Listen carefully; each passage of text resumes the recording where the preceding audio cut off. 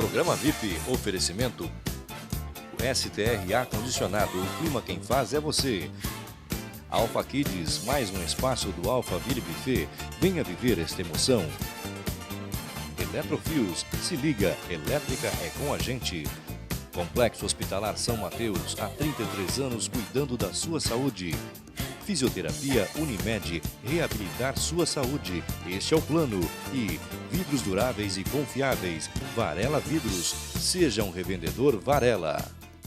Olá, muito boa tarde, sejam bem-vindos ao programa VIP. E agora aqui no estúdio eu recebo o Dr. Ricardo Augusto Trindade Almeida, ele que é médico ortopedista, membro da Sociedade Brasileira de Ortopedia e Traumatologia, da Sociedade Brasileira de Cirurgia do Joelho e Artroscopia, formado pela Faculdade de Ciências Médicas da Santa Casa de São Paulo e pelo Departamento de Ortopedia e Traumatologia também da Santa Casa de São Paulo. Atualmente é membro do Centro de Ortopedia e Traumatologia do Complexo Hospitalar São Mateus. Doutor, por que você escolheu a especialidade joelho? Bom, Eduardo, eu tenho uma história curiosa em relação à minha escolha, tanto pela ortopedia quanto pela especialidade em joelho. Na época de minha formação acadêmica, no final da minha formação, eu sofri um trauma torsional no meu joelho direito, acabei sofrendo uma lesão ligamentar. Eu fiquei, na época, bastante entusiasmado com a minha rapidez de recuperação, pude retornar à minha residência em poucos meses após e acabei me entusiasmando, optei pela realização da residência em ortopedia e traumatologia e, mais adiante, a especialização em cirurgia do joelho e a artroscopia por esse motivo.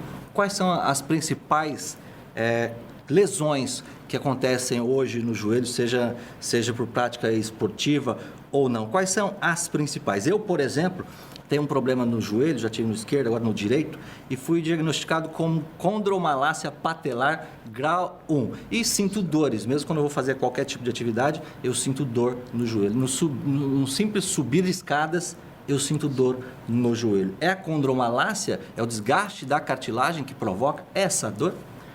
Sim, Eduardo. As principais lesões nas articulações dos joelhos estão realmente relacionadas à prática esportiva, seja a prática esportiva amadora ou profissional. O termo condromalácia é um termo que vem sido utilizado popularmente em consultórios ou mesmo no meio leigo de maneira muito equivocada. Nós tentamos diariamente desmistificar essa questão da condromalácia, porque temos evidências científicas de que a condromalácia, a sua grande maioria, é assintomática. Nós temos estudos em cadáveres que demonstram que existe uma prevalência enorme dessa lesão em cadáveres e que estavam previamente assintomáticos. Portanto, nós acreditamos que existem lesões paralelas a isso, causadoras a essa lesão. Quando você diz assintomática, é que ela não causa dor. Não causa dor. A pessoa tem a lesão e nem sabe que tem. Mesmo a condromalácia em graus um pouco mais avançados, grau 1, grau 2, grau 3, a sua grande maioria são assintomáticas. Então, as principais lesões, em torno de 30% a 50% das lesões articulares nos joelhos, são lesões causadas no mecanismo extensor dos joelhos. Eu trouxe um demonstrativo aqui de consultório para que a gente possa entender como funciona esse mecanismo extensor. Aqui nós temos um joelho numa vista frontal. O mecanismo extensor ele é compreendido basicamente pelo tendão quadricipital, patela e tendão patelar. Como eu disse, em torno de 30% a 50% dessas lesões esportivas são decorrentes de microtraumatismo nessas estruturas, principalmente na inserção do tendão quadricipital na patela e a inserção do tendão patelar no polo inferior da patela, e não, no caso, uma condromalácia como a gente havia imaginado. Quer dizer, a estrutura óssea aqui do joelho tem nada a ver a estrutura com óssea essa dor. da patela, ela faz parte desse mecanismo extensor. A condromalácia nada mais é do que um amolecimento da face articular da patela que entra em contato com o fêmur durante o movimento de flexo e extensão. Mas essa condromalácia a gente acredita hoje em dia que não seja a principal responsável pelos quadros dolorosos em pacientes praticantes de atividade esportiva, e sim as tendinopatias do tendão quadricipital e patelar. Eu li uma matéria, inclusive com você, na revista Estar Bem, e lá fala-se da bursite pré-patelar, bursite da pata de ganso, da tendinite patelar, da tendinite quadricipital. Enfim, são as lesões aí, e a lesão da cartilagem, são as lesões que acontecem no joelho. Exatamente. E cada uma é a lesão, não tem nada a ver com outra. Exatamente. Não são todas as mais comuns. Em particular, as tendinopatias desses dois principais tendões são mais comuns, como você me perguntava. Em relação às bursites, o que são bursas? Bursas são bolsas de tecido sinovial que se localizam principalmente no joelho, na parte anterior à patela e na parte anteromedial da extremidade da tíbia, onde estão inseridos os tendões flexores do joelho. Essas bursas têm como função a diminuição do atrito entre as estruturas ósseas e tendíneas. O que acontece é que em algumas práticas esportivas, principalmente em corredores ou pacientes lutadores, existe um atrito entre essas bursas e o solo, ou o oponente, o adversário do nosso paciente, provocando pequenos sangramentos no interior dessa bursa e, por consequência, processo inflamatório e doloroso. Olha, eu vou interromper um pouquinho o bate-papo de vocês porque eu tenho um recado da GMS. É o feirão 100% GMS Construtora. Imóveis 100% financiado, prontos para morar. Até o dia 19/10, das 8 às 18 no plantão GMS. Avenida Miguel Sutil, número 6300. Bom, vamos para um rápido intervalo e na sequência o Eduardo continua com a entrevista. Até já!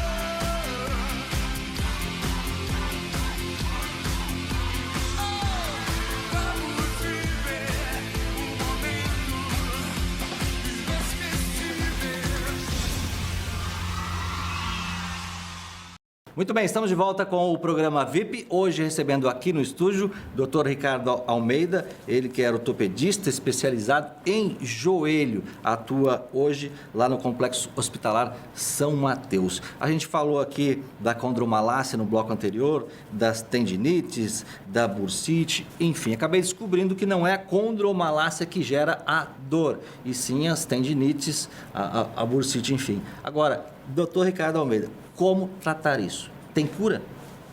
Bom, a cura, na verdade, é imprescindível que o paciente identifique o início das lesões desse mecanismo extensor e procure atendimento médico logo no início desse quadro. Para que a gente possa entender como deve ser o tratamento dessas lesões do mecanismo extensor, é importante que nós tenhamos em mente a escala de evolução desse quadro doloroso. Para isso, a gente acaba utilizando a classificação de Blasima, que nos auxilia em relação à opção de tratamento. A escala de Blasima é compreendida em 4 estágios, sendo que o primeiro estágio, o estágio 1, o paciente apresenta dor apenas após a realização da atividade física, de maneira que não haja interferência no seu rendimento físico. No estágio 2, o paciente acaba apresentando dores durante e após a atividade física, ainda sem comprometimento da atividade desse paciente. No estágio 3, a dor está presente tanto durante o exercício como após, só que nesse caso o paciente já apresenta uma diminuição do seu rendimento esportivo. E no estágio 4, que é o estágio final, já acontece a ruptura completa do tendão quadricipital ou do tendão patelar. Para que nós estipulemos o tratamento, é importante identificar em que fase esse paciente se encontra dentro dessa classificação, sendo que nos primeiros estágios nós optamos por tratamento sempre conservador, ou seja, não cirúrgico. O tratamento não cirúrgico, basicamente, ele compreende analgesia simples com a utilização de anti-inflamatórios não hormonais, tratamento fisioterápico com fortalecimento de cadeia isocinética de músculos quadríceps e isquiotibiais, exercícios de fortalecimento de maneira excêntrica também são bem-vindos e apresentam melhores resultados quando comparados com o tratamento de cadeia concêntrica. O estágio 3, dependendo da resposta em relação ao tratamento conservador, também pode ser optado pelo tratamento cirúrgico, com remoção de tecido tendíneo, em caso de presença de necrose tecidual. Estágio 4, o tratamento imprescindivelmente precisa ser cirúrgico, uma vez que tem a ruptura completa do tendão patelar ou quadricipital. Bom, agora a pergunta que não quer calar. E aquelas pessoas sedentárias que não praticam atividade física e no cotidiano, no dia a dia, no simples subir de uma escada sentem dor? O mesmo motivo. A causa dessa sobrecarga do mecanismo extensor está relacionada a fatores extrínsecos e intrínsecos. Dentre os fatores extrínsecos estão o hábito excessivo de subida de escadas, agachamentos excessivos, obesidade, sedentarismo acompanhado de atrofias musculares, diminuição de flexibilidade muscular quadricipital e dos flexores isquiotibiais. Com isso, o paciente apresenta uma predisposição maior às tendinopatias, sem dúvida. Resumindo, a dor não é normal. O paciente sentiu qualquer tipo de dor, nós estamos falando hoje especificamente de joelho, que é a especialidade do Dr. Ricardo Almeida. Qualquer tipo de dor no joelho, isso é anormal, a pessoa tem que procurar imediatamente um médico. Sim, a dor, nós costumamos dizer que a dor é um alerta de que alguma coisa está errada com a nossa articulação. E por mais simples que seja essa lesão, provavelmente exista uma lesão inicial em torno dos tendões. Aplicação de anti-inflamatório diretamente através de injeções, isso é recomendado? Essa foi uma prática muito comum, Eduardo, há alguns tempos atrás, mas ela está praticamente em desuso hoje em dia, porque não existe uma evidência científica de que essas aplicações causem um benefício a médio ou longo prazo a esses pacientes, a não ser um benefício momentâneo de uma analgesia. E o grande malefício de uma injeção peritendina de um corticosteroide, por exemplo, é aquela analgesia momentânea que pode muitas vezes mascarar o nosso alerta, que seria a dor, você podendo, portanto, progredir uma lesão e evoluir até para uma ruptura tendínea. Nós temos um exemplo clássico do nosso atleta, o Ronaldo Nazário, que sofreu uma lesão do tendão patelar dessa maneira. Inclusive tem aquela imagem em câmera lenta, né, dessa lesão do joelho dele, que parece que está quebrando, mas não é. É o tendão que salta. Uma lesão puramente espontânea, onde a gente percebe que não houve nenhum contato com nenhum adversário ou queda ao solo. Uma ruptura totalmente espontânea, provavelmente por uma sobrecarga excessiva desse sistema tendíneo. Bom, e quais são os exames indicados para que a pessoa detecte qual é o problema dela? Se ele tem a condromalácia, se ele está com uma bursite ou está com uma tendinite, enfim. Sim, primeiramente nós avaliamos esse paciente, Eduardo, é muito importante o exame físico desse paciente, a palpação local, a identificação exata do ponto doloroso, e tudo isso de acordo com o que nós conseguimos levantar do hábito esportivo desse paciente, qual é a sua rotina, se houve quebra dessa rotina. Como exame subsidiário, existe hoje em dia as radiografias, as ultrassonografias e a ressonância magnética como rotina. As radiografias, é possível identificar lesões no polo superior ou inferior da patela em estágios mais avançados. A ultrassonografia pode ser utilizada na identificação de peritendinites, só que ela tem uma dificuldade enorme em identificação de lesões internamente à substância do tendão. Já a ressonância, nos casos de grau estágio 3 ou estágio 4 de Blasina, ela tem uma eficácia e uma sensibilidade maior. Eu tenho um amigo que sofre muito com dor no joelho também, inclusive incha muito o joelho, e o diagnóstico dele é condromalácia grau 4. Esse inchaço provocado, eu às vezes quando jogo futebol, mesmo me arrastando no campo, o meu joelho ele incha. Entendi. Esse inchaço advém de quê? Bom, o inchaço nada mais é do que uma manifestação que pode ser causada por vários fatores intrínsecos ao nosso joelho, desde uma lesão meniscal, uma lesão ligamentar ou muitas vezes lesões degenerativas, como é o caso da condromalácia. No caso de uma condromalácia grau 4, existe uma pressão excessiva entre a articulação da patela e do fêmur durante um movimento de flexo e extensão, com um contato ósseo entre a estrutura do fêmur e da patela, provocando um atrito muito grande e com certeza um caso doloroso, um quadro doloroso. Isso, além de tudo, da dor, desse atrito, com certeza o joelho responde com uma sinovite, um aumento de volume de líquido sinovial em resposta a essa agressão mecânica e por isso o inchaço e o aumento de volume.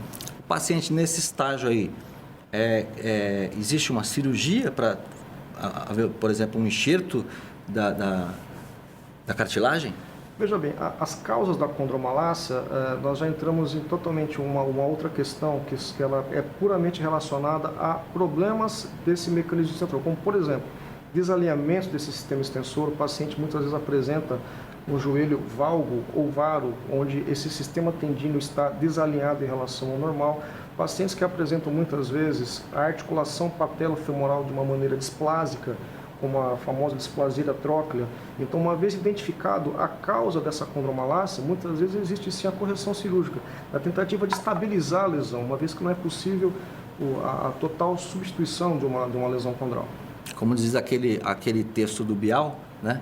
Cuide do seu joelho. Com certeza. Porque você vai precisar dele. Bom, gente, o tempo nosso aqui é curtinho. Hoje eu recebi aqui o Dr. Ricardo Almeida, ele que é especialista em joelho, já disse aqui, e atua lá no Complexo Hospitalar São Mateus. Além dele, eles têm uma equipe de ortopedistas que cada um atua numa área. Lá eu sei que tem um ortopedista lá que é especialista em mão, só cuida de mão. Você só de joelho.